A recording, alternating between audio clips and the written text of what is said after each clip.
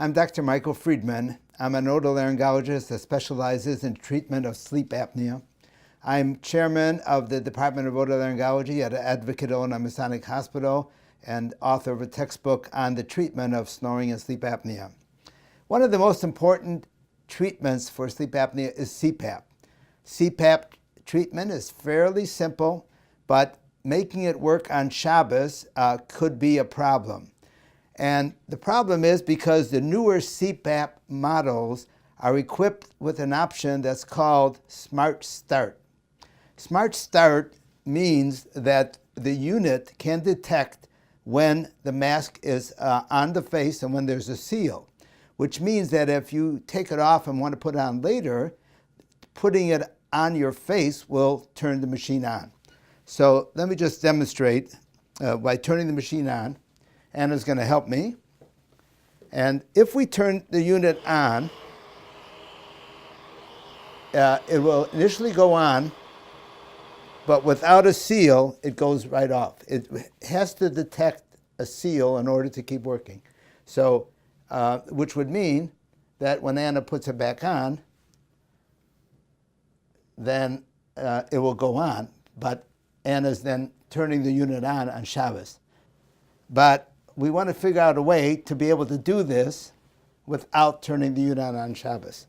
So, well, step one is to turn the Smart Start option off. So how do we do that? We go, and this unit, we're going to go to the home setting.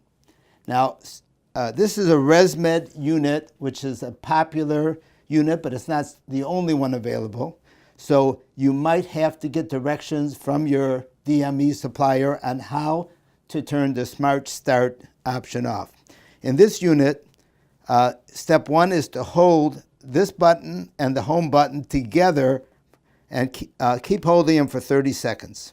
At the end of that time, the setting will go up, which says Settings. Once you see Settings, if you push this button, it'll allow you to scroll down to the Smart Start setting.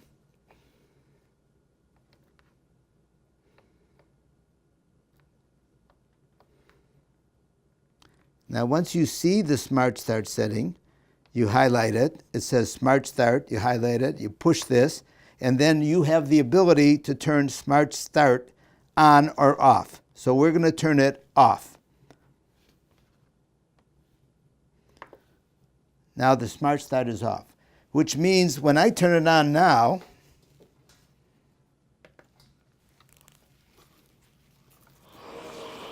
it will stay on.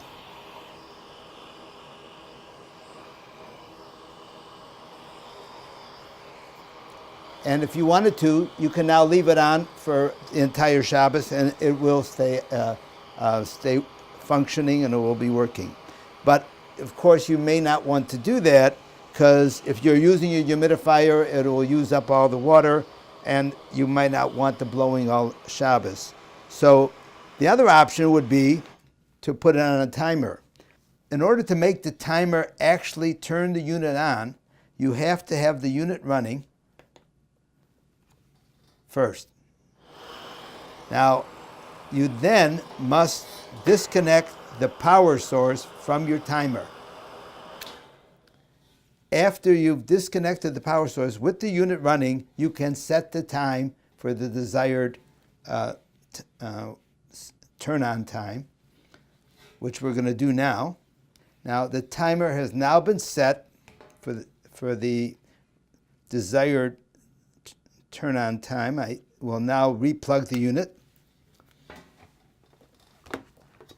and wait to see if it now goes on with function. The unit is now been turned on by the timer.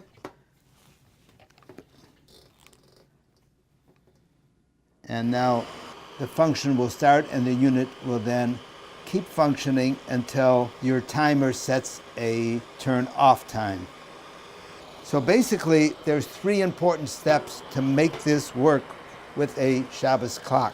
One is turn off the Smart Start option. Number two, When you use a timer, the unit has to be on and blowing, and then you must disconnect the unit from the power source and then set the timer and then reconnect the power to the timer. It will then go on and function with the unit blowing.